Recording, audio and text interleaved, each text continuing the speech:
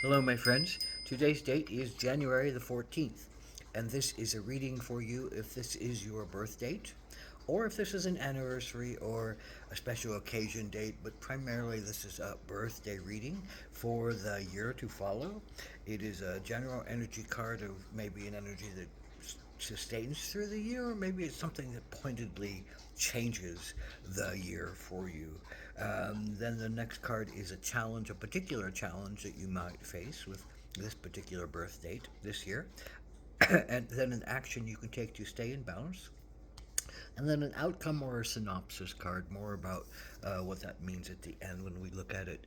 So this is the general energy card of the year, the flame.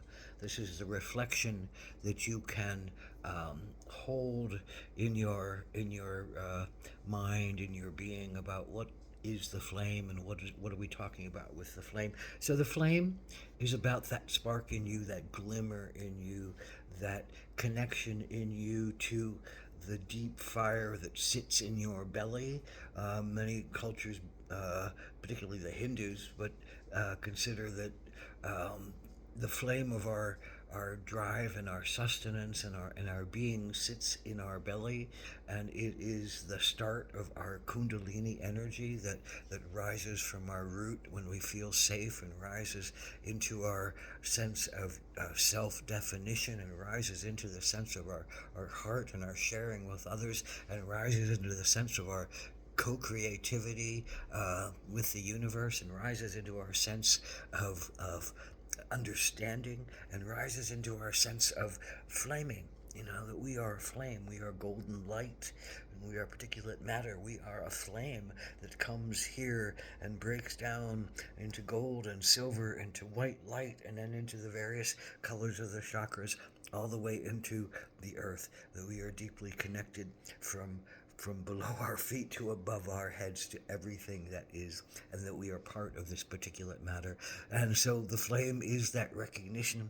The flame is that punch of clarity, is that punch of trust, is that punch of understanding that we are each a flame, and that we can keep transcending our pains, and we can keep transcending our limitations. We can keep transcending our fears, our guilts, our shames, our griefs. We can keep transcending them, not dishonoring them, honoring them as the teachers that they are to us, but we can keep rising above them, and learn that they do not have to stop us, and they do not have to ruin us, and they do not have to hold us in some pattern that can be attached to whatever. The devil can be attached to ignorance, it can be attached to whatever keeps those fear, whatever keeps those things locked in place, and don't let us become our most authentic and loving and compassionate selves. So that's the flame. So what is your particular challenge? January 14th, well, it is the sun, and, this is one of the brightest cards. It is probably the brightest card in the deck. It's the recognition of one's sacred beingness. It's the recognition of that flame I was just talking about, that connects us to being divinity, that connects us as divinity, connects us and reminds us that everything that we touch and are part of and have come from and go to is divinity. And to see that in ourselves is to see that in each other, because the sun does not shine on just one person. The sun shines on all of us. So this is your challenge, to see yourself as divine, or to see others, and or probably and to see others as divine, and to know that you have the ability to stand in your truth, and to stand in your light, and to show your creativeness, and to show your sense of connection to sacred spirit, and to honor the flame that is inside of you, that needs some light, and needs some oxygen, and needs some recognition of allowance to be, allowance to glow, allowance to flame, allowance to share on the deepest levels, as light does. One candle in a dark room will light up the room. and that's what you're called to be, but for some reason you don't feel like you can step into that role. So what is your action to take? Well, it is skunk.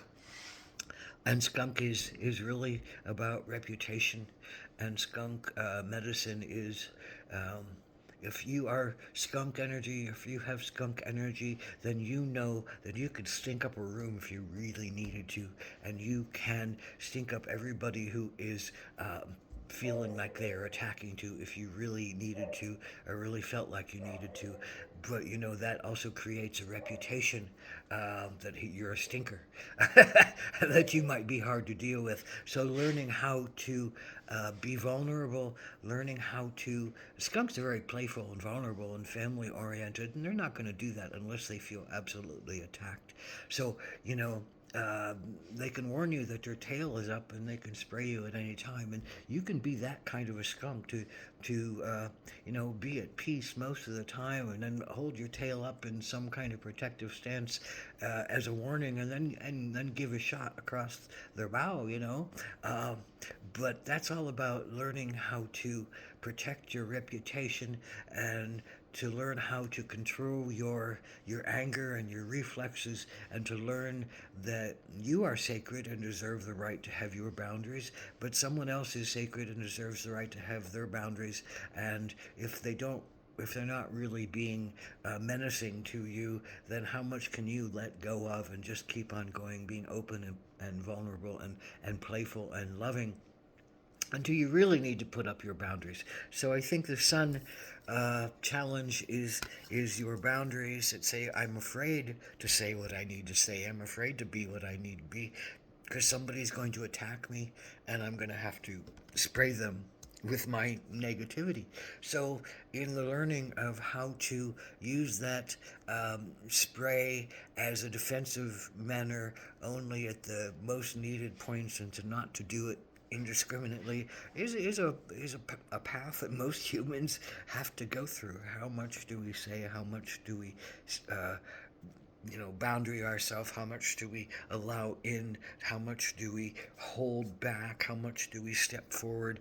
And if we do some kind of stepping forward that that others say, oh, that's pretty constant, so they're that whatever skunk, they're, then that's a powerful reminder to us that let our ego be our amigo. Let our spray not spray the world, but only used in great defensiveness. And I think this is the final card. It says, you have a right to your voice, and you're going to give your voice, and you're going to learn how to shine like the sun, and you're going to let your voice be the flame that lifts you and lifts others up in a great, impassioned, humanitarian ripple. So you have a voice to give, you have a power that needs to be shared, you have a creativity that needs to be unleashed, and you have a right to be here and to be alive and to be in your heart and to be your creative best and to be your authentic self and to speak your truth with the flame of consciousness and the power of the sun behind you, and to let go of some of the projections and fears that say, oh, I'm going to be hurt along the way. No, you have skunk energy and you can protect yourself most of the time. And learning when the right time to protect yourself and how to protect yourself is really what the skunk energy is all about teaching you to do. So you'll know when you need to really put that boundary up and make the room smelly. But most of the time, you know that you can be at peace and you can be at play and you can say what you need to say. Ahom and Takuyasan.